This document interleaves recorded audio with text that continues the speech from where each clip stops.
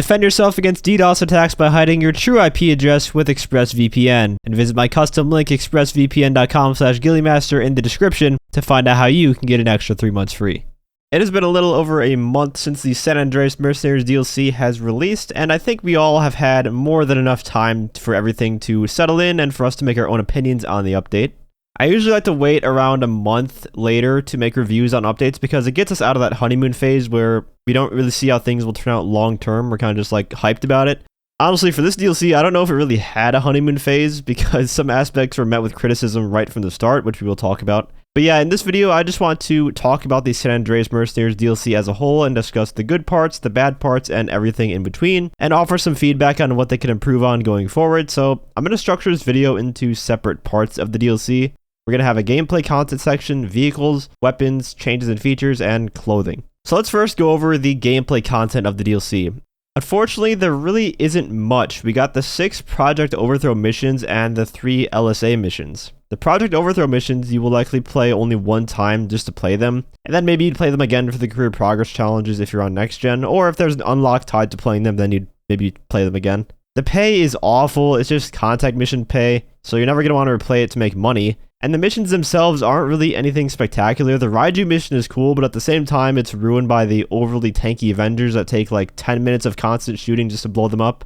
For most of the missions, you're just trying to avoid getting rapid fired by Merryweather. And the LSA missions, the ones that take place in free mode, they're alright too, but for me, I've done them each like twice, and I feel like I don't ever need to play them again.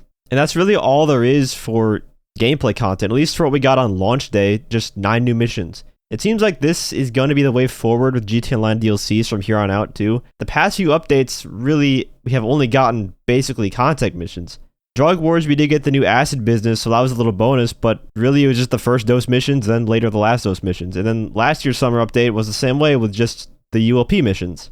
It feels like the last time we got meaningful content was the contract back in December of 2021. Comparing the amount of new gameplay content we got in that update with any of the past 3 DLCs, you can really see a stark contrast. We had the short trip missions, the payphone hits, the fully fledged Dr. Dre storyline, the security contracts, and all of those had really well acted out cutscenes with them too. Compared to 6 contact missions, it just feels lackluster. And I know they're focusing more and more resources over to GTA 6 development, but I still have to make this point to review the DLC fairly. For me, and you guys can let me know how you guys feel in the comments section about this, but I kind of wish they would stop making contact style missions and just focus more on adding content that's replayable that we can do in free mode, like new VIP missions or things like the security contracts. I'm just tired of all these restrictions they put on us during these contact missions, and for some of them I feel like they really could just be free mode missions. I mean, hell, one of the new LSA missions has you basically doing the same thing that you do in the Humane Labs heist setup where you raid the aircraft carrier, and that's all in free mode. That's why heist updates are nice, because all of the prep missions are done in free mode and you just have the finale that takes place in a separate lobby. In free mode, I like having the freedom to use any of the tools that I have at my disposal that I've purchased. Finding strats that work using different vehicles, that sort of thing. That's fun. But in these contact missions, they ban you from any sort of creativity or any sort of strats you could use, like using the Toreador for the falling in mission, or even a scuba suit to help you swim faster. That you can't even do that. That's just my opinion on the whole situation. The content does not offer any form of longevity here. Even now, most people are just done with the new missions. Or if you look at other DLCs, people still grind out security contracts even nowadays, and same with the payphone hits. Now moving into the vehicles section, I personally believe, and this might be a hot take, but if we didn't get the Raiju jet, the vehicles of this DLC would be lackluster at most. I mean, seriously, how many times since the update have you seen the Click Wagon being driven? I could think of far more requested cars to be added rather than the Click Wagon, or a reskin of the trophy truck with the Vapid Rattel. However, I will say one positive thing about what they're doing with the vehicles, it seems. The Stinger TT, the Monstrosity, Buffalo EVX, all having both HSW upgrades and a Monitech is a step in the right direction. I personally would like it if we got to a point where every single vehicle had a Monitech options. Maybe not every vehicle needs to have armor plating per se, as nice as that would be. But at the very least, being able to put a lock-on jammer on all of your cars would be nice. The Raiju jet, though, it might just be the single best aircraft, maybe even single best vehicle that we have had added to this game. It is just amazing in every single way. It looks awesome. It has a surprising amount of detail with it, with the moving parts that when you enter an exit VTOL mode and stealth mode. It has a whole new interior to it. And it is just so helpful for doing everything in the game, whether you're grinding, trying to make money doing some of the free mode stuff, or if you're doing PvP, it's so good. It handles just as you would want it to. And when you think of the San Andreas Mercenaries DLC, you're gonna think of the Raiju jet. For some people, this jet is literally what makes the update for them, and I would have to partially agree with that. Because if it wasn't there, I think a lot of people would be disappointed with the vehicle choices. We are getting a new bicycle as one of our drip feed vehicles. And the weaponized Kanata, although it isn't out yet, it sucks, which is a damn shame. I'll talk more about that when it does actually release. I don't know how much this is really going to say though, but I do think the vehicle choices are better than the ones we got in Drug Wars, because those ones were really not good at all. Those are some stinkers. For a Mercenaries update though, I would have expected at least one militarized land vehicle. I think if they would have made a turreted version of the Patriot mil-spec based on the Humvee, it would have been perfect. And they really wouldn't have had to do much since they could just slap a gun on top of the existing Patriot mil-spec. 90% of the model is already done. All they would really have to do is just take the turret from the Insurgent and slap it on top of the Humvee, or Patriot mil-spec. For weapons, this is going to be a quick section, but we only got one weapon, which is fine. I always hope for at least one new gun in every DLC because something just feels off when we don't get new weapons.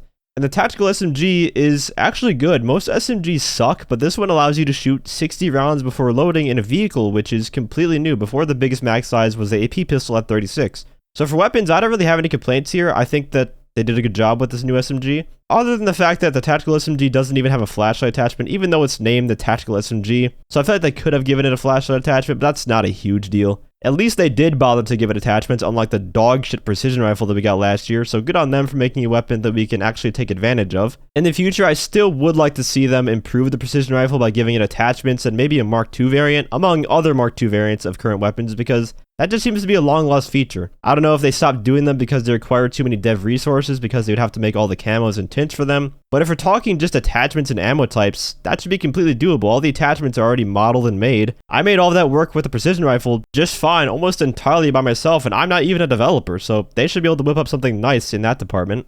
Now on to the changes and features. This DLC had a lot of those, and many controversial ones too. First, I want to start with what I think are good changes. The jet cannon nerf, that was a much needed change, and it makes free mode air combat, as well as just PvP in general, a lot more fun and a lot less toxic. I truly hope this is just the beginning and they take even more steps toward vehicle bouncing in the next update. I think there's something that could be done about helicopters and how they interact with explosive rounds. Perhaps I'll make a video about that concept later down the line. The bigger bomber planes also could use a lot more firepower and defenses. These are just a couple things that come to mind. It's funny, they show the Alkanoss come in for this extravagant bombing run in one of the LSA missions where it blows up the entire Merryweather base in one pass. Meanwhile, our own Alkanoss, we equip them with pigeon turds for bombs. It's laughable how bad they are. Another major improvement of this update is what they did to the hangar. The new land source missions are much less of a hassle, and the land cell missions being entirely solo friendly are amazing. In just a couple of updates, they turned the hangar from a dogshit business that no one wanted to use to, I would say, one of the best businesses in the game now. It's really good. The orbital cannon nerf, although I still think it should just be removed entirely from free mode, that's a great change too. The whole addition of the career progress, which I don't think anyone thought would be as big of a feature as it is overall a good addition, even if I may have issues with some of the challenges and rewards to it. And that's on top of the other smaller changes like the claim all option for Moore's Mutual, the creator mode improvements like choosing unique weather like snow and the Halloween weather when that eventually comes around. However, a lot of these changes are overshadowed by one awful one, which is the removal of about 200 existing cars on the websites, which they tried to play off as a way to improve website browsing, but really they just wanted to be able to create FOMO to get more players to play the game each week so that they could buy this car that's only available for this week before it goes away forever, or a long time. And that's just a scummy decision. Obviously they want people to play the game more, that's the goal of any developer, but taking away existing content to do that isn't the right way to do it in my book. Another missed opportunity is hangar space. How did we not get more slots for aircraft in an aircraft-focused DLC? Lots of players, like myself, had to sell or get rid of existing aircraft in order to make room for the new ones. So just a huge missed opportunity there that has me scratching my head to this day. So although we did get a lot of good changes in this update, we happened to get one massive negative one and some very clear missed opportunities as well. And that brings us to the last topic of discussion, clothing. For a Mercenaries update, we hardly got any clothing that could be considered Mercenaries related, and the ones that we did get, or I should say the one that we did get, the Merryweather outfit, we can't even customize it without glitching. It literally does not even let you open the accessories menu, so you can't even put gloves on it, which is just dumb. It looks silly. And this is something that I'm just very confused about, because there are still so many clothing options in the game files that we can't use as players without glitching. The bodyguard and CO vests have been in the game since 2015. They would make perfect mercenary outfits. Why would they not release those in a Mercenaries DLC? Just add them in as utility vests for us to purchase. I just don't see how that's such an issue. To only get one mercenary themed outfit in a mercenaries update is kind of an insult. And even more insulting, there are other variants of this current Merryweather outfit that will either never release or will be drip fed to us down the line. But we're still not going to be able to customize them, so that same problem remains. The GTA protagonist outfits are cool for the most part. I'm still grinding for that Nico outfit, of course, but they seem to suffer from the same issues. Or at least some of them do, where we can't customize them, like I mentioned in my video the other day about the Franklin outfit. Why do they have these dumb restrictions in place? It makes no sense, man. And I have a bad feeling the Nico outfit will be the same way. You know, if I can't put fingerless gloves on my Nico outfit, we're gonna have a problem, that's all I'm saying. So clothing, I would say, is a big flop in this update. Many, many missed opportunities. One thing I do want to discuss here at the end is the quality standard. There were a lot of things in this update that were either broken or bugged, and many game-breaking problems too. And many things still are broken. We had the multiple issues with personal vehicles being deleted from the MOC cab issue where it reverted back to stock and then deleted your vehicle, whichever one you had out. And then we had the issue of the insurance being randomly taken off your vehicle, so if you blew up your car on accident, it would just be gone forever. The career challenges, some of them don't work correctly, like the CEO rare cargo types and the Gerald missions. They don't line up to the corresponding objectives in the way that they should. The Raiju Jet Tracer and Muzzle Flash effects not showing up for other players. Just so many issues, and I know no content is going to be completely bug-free, that's impossible, but this DLC just seemed like it had so many more issues than others prior, especially just massive game-breaking ones, like the vehicle deletion ones. That's typically unheard of in GTA DLCs. As to where I would put this DLC on the ranking, I do think it is better than both Drug Wars and Criminal Enterprises, but compared to something like The Contract, I don't think it even holds a candle up to that DLC. The things that people remember from San Andreas Mercenaries are the hangar changes and improvements, the Raiju Jet, and possibly the Tactical SMG, but mostly the Raiju Jet, I think. That's going to be used for years to come, possibly until GTA 6, most likely. I've seen a lot of people saying that this is the worst DLC we've gotten, and I don't think that's true, but the quality control feels like it has taken a steep dive, which isn't good. But what do you guys think of the San Andreas Mercenaries DLC? What is your favorite and least favorite part of it? And do you agree or disagree with some of the things I've said in this video? Let me know down in the comments. If you enjoyed the video or found it helpful, feel free to leave a like as well as subscribe to my channel for more GTA Online content. I want to give a huge shout out to all my channel members for your support. If you'd like to become a member for some exclusive perks, you can either use the join button or the link that's down in the description.